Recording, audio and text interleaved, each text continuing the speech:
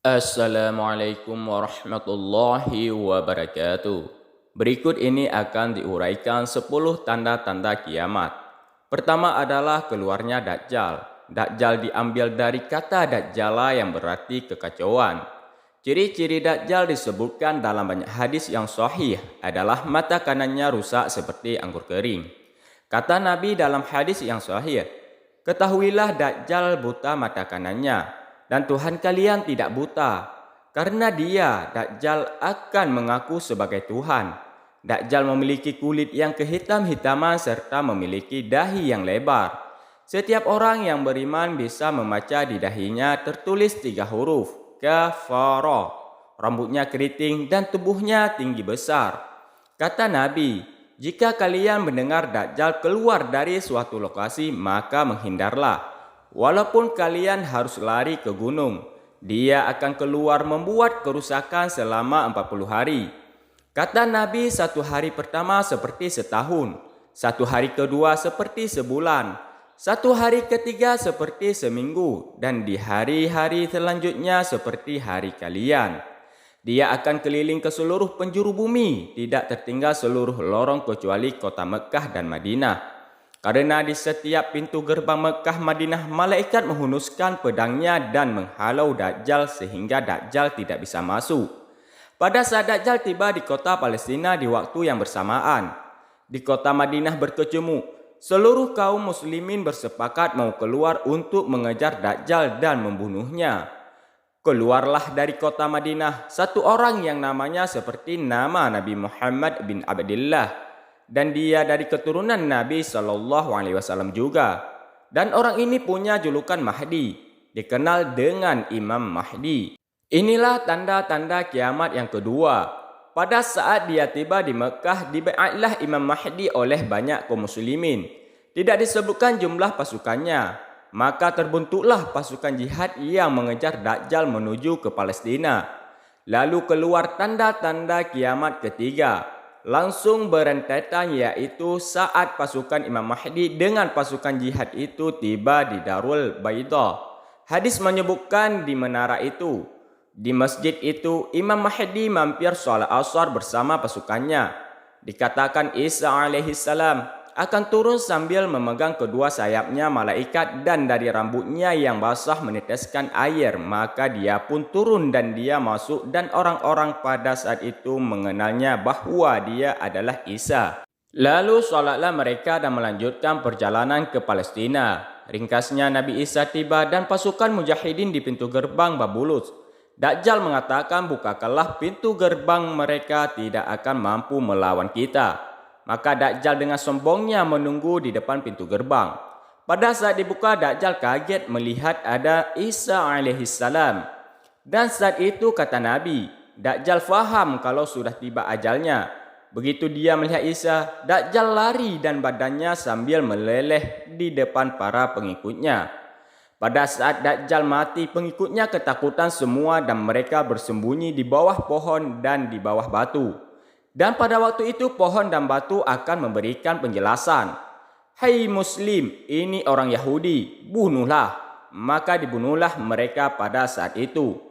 Lalu Nabi Isa memimpin di muka bumi, dan kata Nabi pada saat itu agama Islam yang dibawa Rasulullah Muhammad akan masuk ke seluruh rumah di muka bumi. Satu dunia ini semuanya Islam. Maka Nabi Isa memimpin saat itu. Disebutkan dalam hadis 40 tahun dengan ketenangan. Menerapkan hukum Islam, semuanya beriman kepada Allah dan menjadi Muslim. Setelah itu keluarnya tanda kiamat besar yang keempat, yaitu keluarnya Ya'juj dan Ma'juj. Nabi sebutkan ciri-ciri mereka. Mata mereka sobekannya kecil sehingga mata mereka kelihatan seperti sipit, tapi bola matanya besar. Mereka memiliki rambut yang keriting dan mereka memiliki postur tubuh seperti manusia pada umumnya. Ada hadis yang berbunyi, mereka akan mendatangi sebuah sungai Tibria. Airnya banyak mengalir. Kata Nabi, mereka semua minum air sungai itu, dan yang terakhir dari mereka datang sudah tidak dapat air. Menunjukkan banyaknya jumlah mereka. Pada saat itu Nabi mengatakan, Allah berfirman kepada Isa, Aku akan mengeluarkan hamba-hambaku yang tidak ada seorang pun dari kalian yang bisa mengalahkan termasuk Nabi Isa. Maka selamatkanlah dirimu bersama pengikut-pengikutmu ke Gunung Tur. Kata Nabi, ciri khas Ya'juj Ma'juj mereka makan apa saja. Bukan seperti manusia normalnya, mereka membunuh semua yang tidak seperti mereka sampai-sampai kata Nabi tidak ada yang bisa mengalahkan mereka dan jumlah mereka sangat banyak.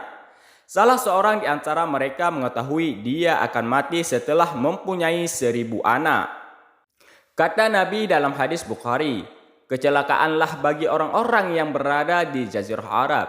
Kemungkinan besar maknanya adalah tempat mereka dekat dengan Jazirah Arab. Karena telah terbuka dari lubangnya Ya'juj Ma'juj sebesar ini. Beliau kasih isyarat dengan ibu jari sama jari tengahnya. Artinya mereka sudah bisa melihat keluar. Pada saat mereka keluar maka mereka akan memulai membuat kerusakan. Kata Nabi dalam hadis sahih riwayat Imam Bukhari bahwasanya Ya'juj Ma'juj akan membunuh siapapun yang mereka temui. Bahkan pada saat mereka merasa sudah menguasai bumi, mereka melepaskan anak-anak panah mereka ke langit.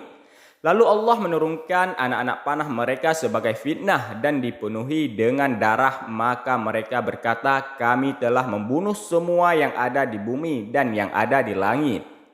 Kata Nabi, lalu Allah mengizinkan Nabi Isa untuk berdoa agar Allah memusnahkan mereka. Maka Nabi Isa pun berdoa meminta kepada Allah agar mereka semua dimusnahkan. Maka pada saat itu Allah menurunkan pada mereka hama. Sebagian hadis menyebutkan serangga kecil seperti cacing banyak sekali yang menimpa tubuh-tubuh mereka. Setiap orang satu dan itu membuat mereka mati. Kemudian setelah itu Nabi Isa kembali memimpin di muka bumi sampai beliau meninggal dunia. Setelah Nabi Isa meninggal, kembali lagi sebagian besar manusia berbuat kekufuran, maka Allah keluarkanlah tanda-tanda besar kiamat yang kelima, yaitu keluarnya binatang melata. Binatang ini disebutkan dalam hadis riwayat Bukhari bahwasanya Allah akan keluarkan tapi tidak disebutkan dari bumi mana dia akan keluar. Akan keluar hewan melata yang bisa berbicara seperti manusia dan badannya dipenuhi dengan bulu. Kemudian dia didatangi orang-orang yang kufur tersebut dan menasihati dan mengingatkan mereka. Yang tidak mau beriman dalam hadis disebutkan orang tersebut diberikan cap oleh hewan tersebut sehingga ketahuan mana yang kafir dan mana yang beriman. Terus dia keliling di muka bumi tapi tidak disebutkan berapa lama lalu Allah melenyapkan si dabbah ini. Lalu keluar tanda-tanda besar kiamat yang keenam, 7, 8. Itu berentetan semua yaitu longsor besar di timur. Sebagian ulama hadis mengatakan bagian Asia, di mana letaknya wallahu a'lam. Di barat, bagian Afrika dan di Jazirah Arab terjadi serentak.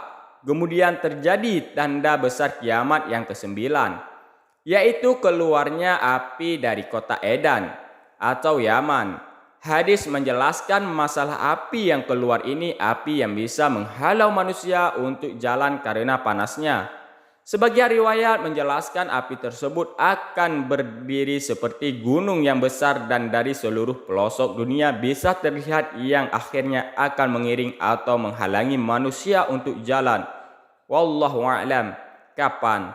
Dan yang terakhir tanda besar ke-10. Sebelum ditiupnya sangkakala adalah terbitnya matahari dari tempat terbenamnya yaitu sebelah barat.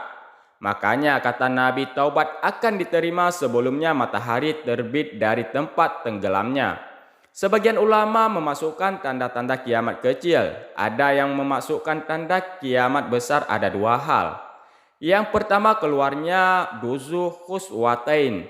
Ada orang keluar dari negeri Habasyah, dikenal dengan Duskuwata. Sok artinya betis. Diberi julukan Duskuwata karena betisnya sangat kecil. Orang ini kata Nabi akan menghancurkan Ka'bah.